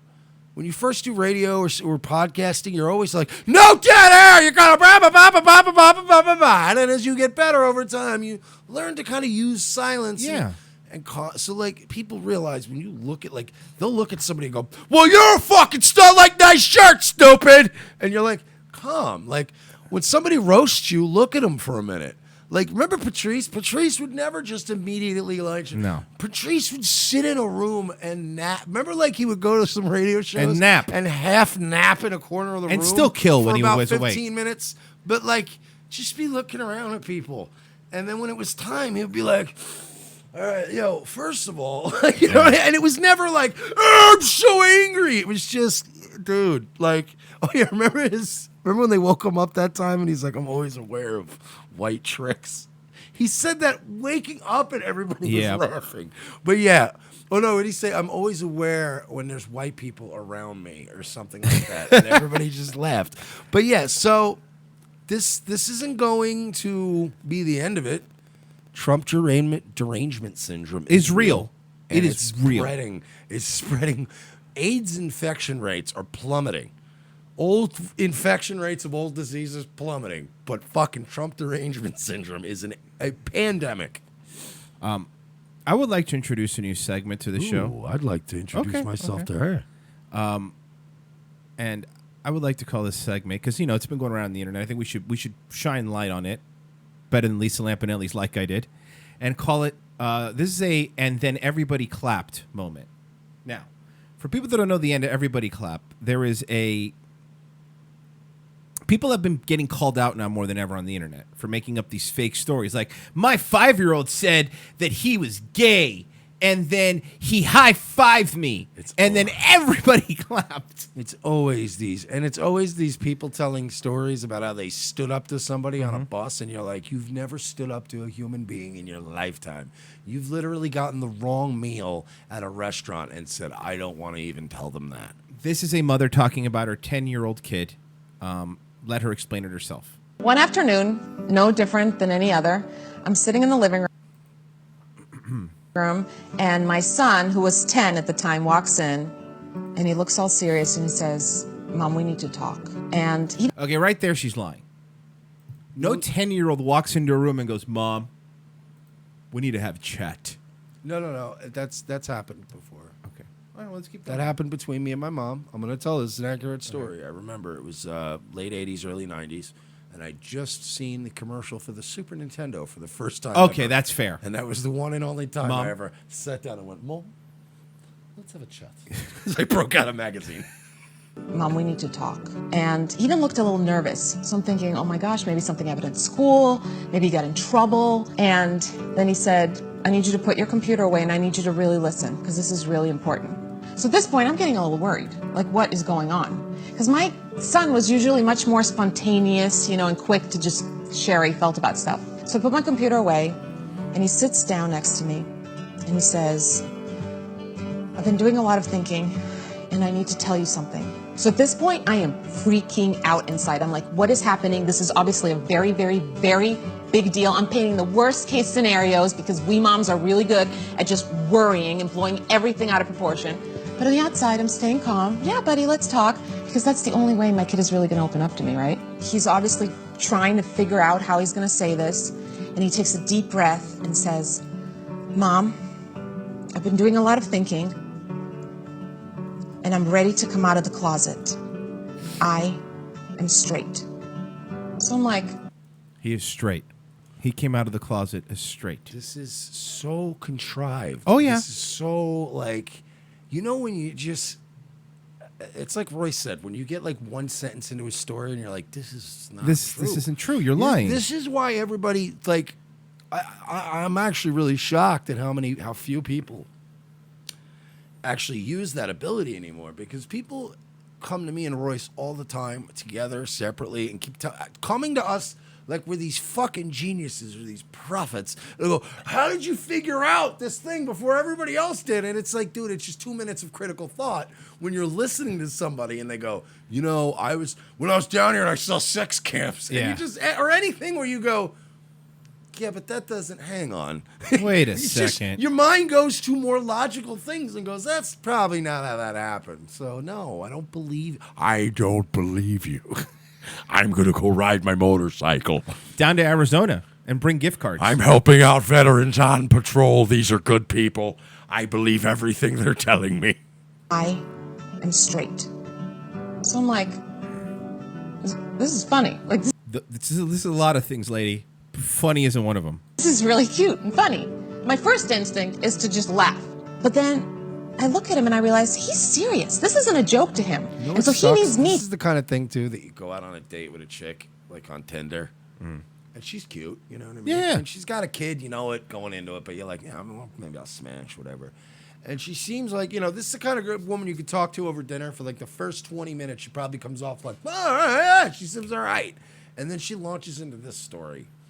Now I literally will not be able to even keep my dick erect for her. You can't. Because you insulted me and my intelligence by trying to pass this fluff off as a real thing that happened.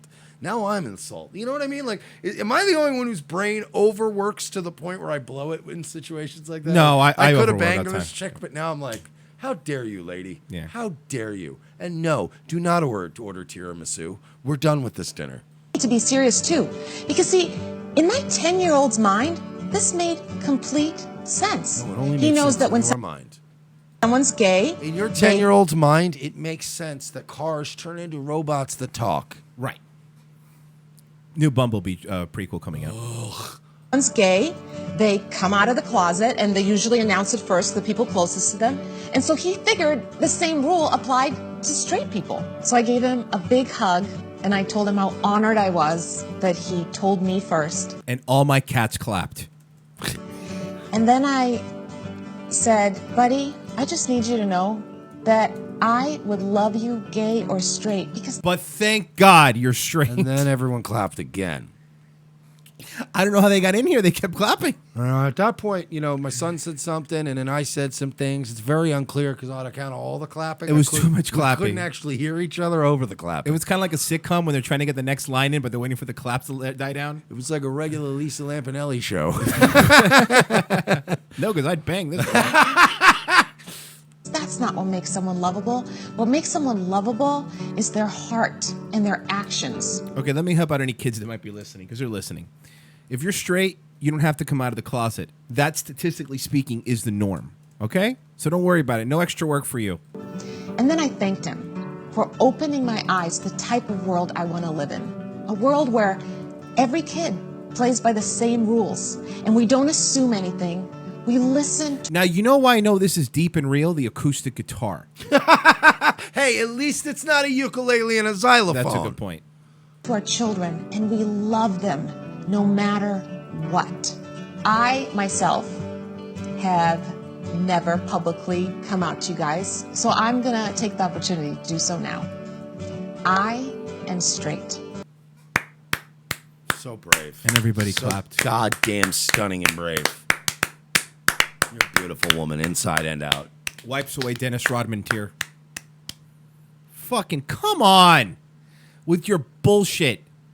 I bet you're beautiful inside and out, lady, and I'd like you to let me inside of you to prove it. Yes. And shut your outside, please.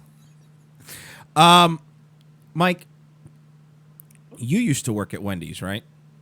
I did. That was one of my main jobs when I was a kid. Well, somebody put these Wendys training videos from the late 80s, early 90s online.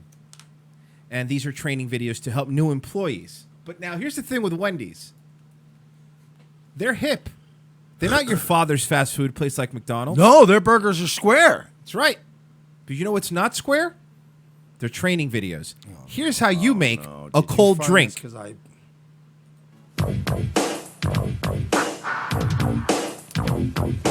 Drinks. Cold. Are you ready? Here we go. Soft drinks, lemonade, water, cold tea. It's up to you. It's up to me. Cold drinks come in 4 cups. Gotta know the size before you fill it up. Biggie, medium, small, kids meal. Keep it straight.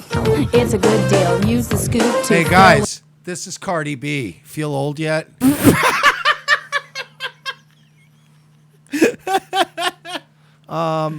This was before my time. Mm-hmm. Definitely, though. This was like Sugar Hill Gang kind of rapping. We had a more dope, fresh, updated version for us in the like late 90s.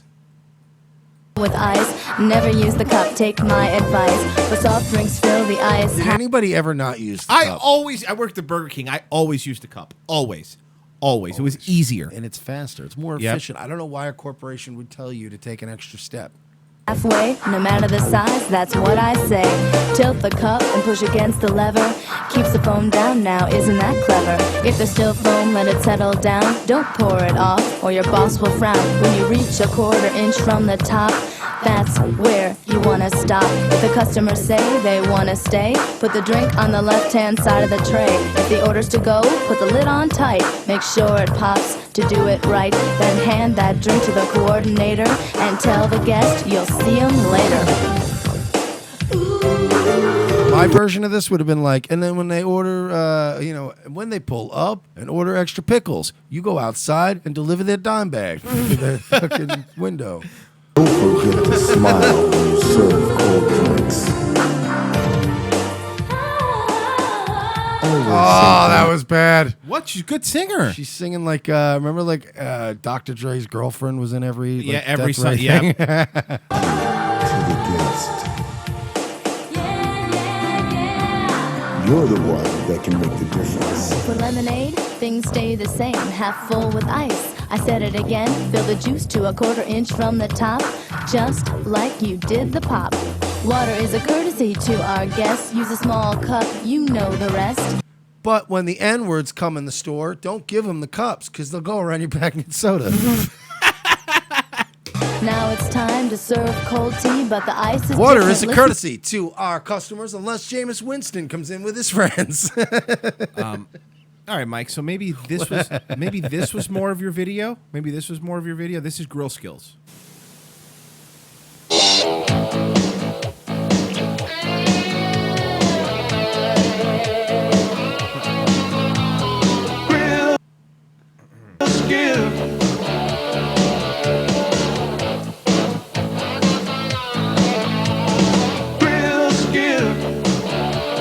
I don't remember this, but it feels more my era.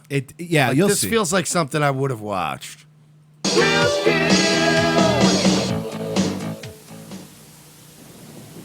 Hi, I'm Wendy's founder, Dave Thomas. Remember this guy? Dude, Dave was the fucking man.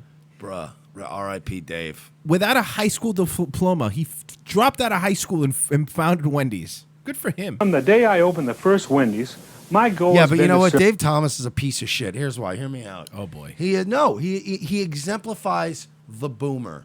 He got out with no education. He lucked himself into a hamburger flipping gig. He took advantage of an amazing market back during the World War II era when fucking you could pretty much just get for a nickel buy a house. And then he fucking used the open bounty of America. And then what did he do? He sold the company to the goddamn you-know-whats. And then he died a fat, happy, rich guy. I believe the only way to make a Wendy's old-fashioned hamburger is to old-fashioned. Press the meat patty. Pressing the meat patty is really important, and here's why. The patty tastes better because the salt is pressed into the meat and makes the meat more tender. It also makes the patty larger, so they'll hang over the edge of the bun. Is he and drunk? people will like that. pressing the hamburger patty. And while you're doing that, I am going to have a hot and juicy hamburger with mustard. He's at that part of his life where he had earned it. You know, like you get to that level of Dave Thomas, you're allowed to be drunk all day. You're familiar with the grill, but let me show you a few things. Hold on, let me get to it. Here it is.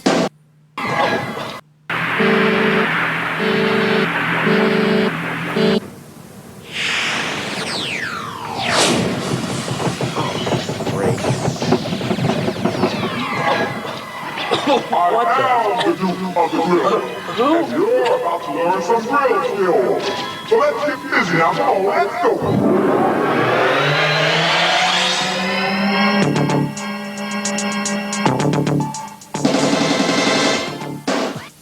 Gotta love the aesthetic, though.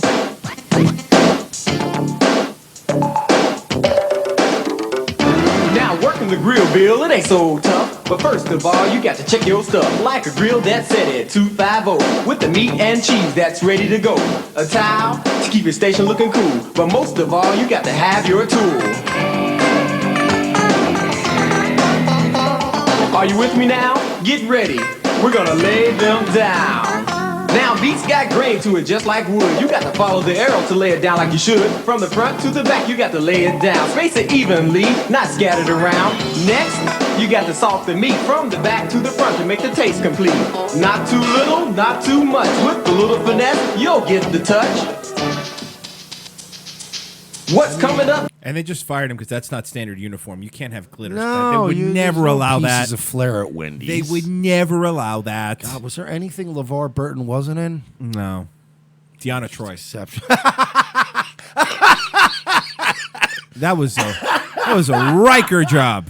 It's a Riker job. Poor Jordy. Next is our key to success. We'll turn the meat and do a 4-corner press. Don't wait too long, I emphasize, or the meat won't reach the proper size. When things start to sizzle, you're ready to go. Gently turn the meat, but don't be slow. Just turn them over easily. We don't want a broken patty, that's a guarantee. Press out the corners, 1, 2, 3, 4. Rock it a bit, are you keeping score? We're going to ask for $15 an hour and be replaced by robots before I can shower. Wendy's brought me in because I could sing. Otherwise, I'm black. I'd be a Burger King. Fuck.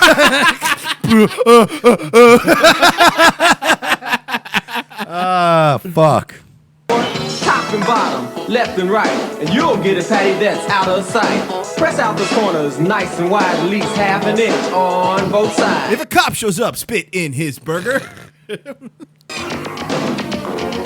The reason you press, you gotta think. When the meat hits the grill, it starts to shrink. We start shrinking when we hit that grill. You know it will. The meat's singing, dude, to you. And I sell weed out the drive-through window, sucker. But don't sell nickel bags, you broke motherfucker. Yeah, just fucking Wendy's killing it. Freestyle. Shrinking when we hit that grill. You know it will. When you see red juices on the top of Do the you meat, think they're going to update it now for current times? Like have Migos do one? Oh, well, they don't want to understand any of it. Yeah, no, I mean, but you need. We're not going to be working in Wendy's That's a good anymore. point. This is why they update. They these would. things. You're right. You're right. So it'd be like flipping a burger or flipping a rock. Then it would just be like dong in the background and like a lot of those like overly simplistic beats. Well, knowing the clients, knowing the people that work at Wendy's, now would have the reggaeton in Spanish. time to give the turn and press a repeat. That's right, girl. Wash your hand in the hand sink and make sure that pussy don't stink. Just like, all right, I get it. I guess make sure the burgers are clean. Again, just like you did before, do the 4-corner press just one time more.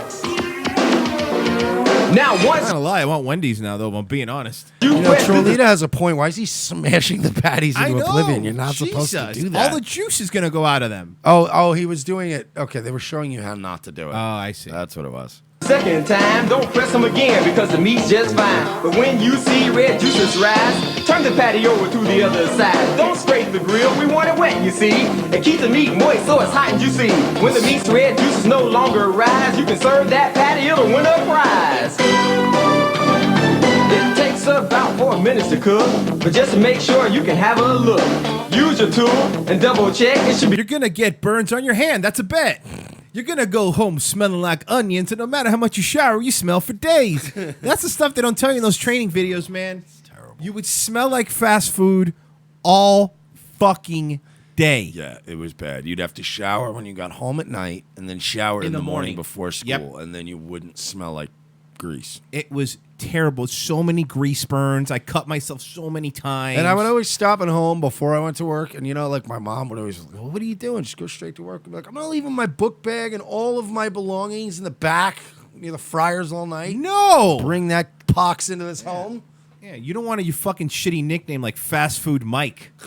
Yeah, exactly. Ew, nigga, you smell like French fries. Fuck out of here. One more thing, Mike, and I think it's important. America? Feminist wrestling. That's right. We're wrestling fans. I think you would like this. The way they're able to actually unlearn being quiet and silent and unlearn that forced ladylike behaviour is so beautiful to behold. Listen, you can put as many freeze frames and as much rock guitar as you want. I've been to shows like this. There's 20 people in a gymnasium. Sometimes they're all right. Sometimes they're okay. Like this place, look, I'll say this. So far, so good. Okay. Like you're basically what I'm seeing so far, and this again, I'm trying to look at this with a clean slate because I don't know it's feminist wrestling. So if I were to see this, I'd say, all right, somebody's doing like an updated, a grungy kind of a glow for today. Maybe like a mixture of like roller derby with wrestling. That's cool, and it's in a hipster event. Like it's so far so good. All right, let's see. Continue.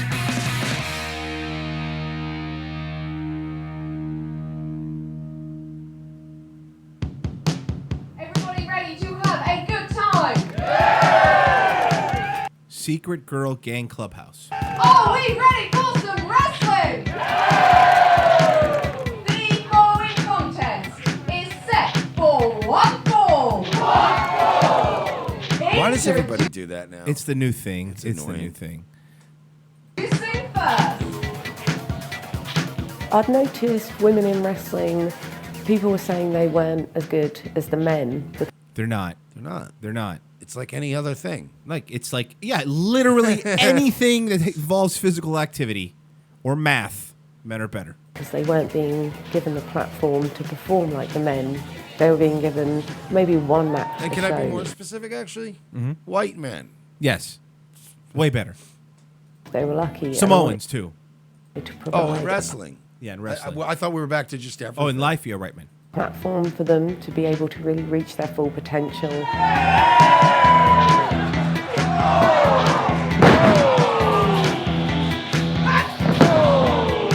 Pro Wrestling Eve, we are a feminist company. We're an all-women's pro wrestling promotion.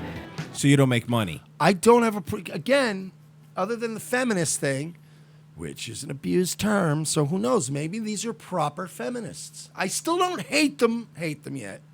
Look at their, it's a uterus. Okay, I'm starting to hate them more. It's a uterus. That's their logo. People have the misconception that wrestling fans believe it's real, whereas every wrestling fan knows it is a performance in its own right, and it's a wonderful type of performance to watch live, and it's a brilliant event. I started watching wrestling when I was 6 years old. There were all these bright colours, and there were these big, larger-than-life characters, and there were heroes and villains battling it out. And why can't you just go, wow, it's great, I love wrestling, passionate about wrestling, and then pursue wrestling? Right. Why do you have to segregate? They Because have we to make have their our own little club because you couldn't succeed in the real world, so you had to create your own sandbox. You had to create your own fishbowl. It just drew me in. I started training to be a Broad wrestler. looks like she would actually make a legitimately decent wrestler. Yeah. Someone that would be on NXT Champions. When I was 19. I did a year's worth to see how the industry works, learning it from the beginning, and then I was able to see where my real interest and passion was, being able to use wrestling as a medium and run events myself. That's why I started this. I wanted you to all have a platform, and I wanted you to have the opportunities that the guys get, because it means a lot to me, and it means a lot to me for all of you to be able to get this. Woo! I had a breakdown 6 years ago and I was in hospital for 3 months. I always thought I was just a bit quirky and I knew I had big numb periods in my life and I lied on every single test because I didn't want to be weak. By the time I realised that maybe I did need a doctor's help, it was too late for them to go back for a sec. Let's pick out the ones. Deadeye girl could get it, right? Mhm. Deadeye stare girl. This one? Yeah. Yeah. Who else? One to the left. Well, She's our all right. left. One our left. Her right. Her? That one's all right. Yeah, she's all right too. Alan kind of just looks like a pudgy Ruby Riot, though. Yeah, well, no, she's not as ugly as Ruby Riot. Let's relax. By the time... Here, what about this? What about the one that looks like the Jesus from fucking Big Lebowski? Fucking John Turturro. Yeah. He really gets into things. He'd man. lose himself in every Shh, role. dude, shut the fuck up. I'm here researching a role, dude. They don't even know. First person to realised spot me in months. that maybe I did need a doctor's help. It was too late for them to be able to analyse it was bipolar. Thankfully, with the medication I'm on, I'm still me. I'm still quirky, Emily. And I do. She looks really quirky. When I look at her, I think quirky. It's weird how all these people seem to have mental illness in common. How do you figure? They all seem to have mental illness. Oh, okay. And we're able to take on even Legitimate things like mental mental illness? health. I think it's worth pushing and aiming high. Okay, there's a sign I want you to see back here that says "Smash Fascist." See? Yeah, well, we need to. Okay. Smash fascists. Okay, you're right.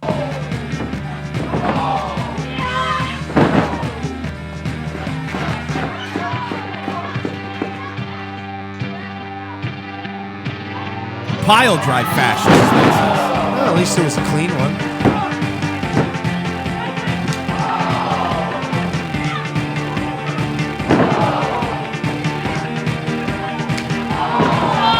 All right, but here's the thing, right? I don't care about any of you as far as like. Are you talking about women in general? Yeah, no, in general, but also specifically this event. Like, this is the problem with indie shows. You book these things, and it's like, how do I know? I don't give a fuck about any of these assholes.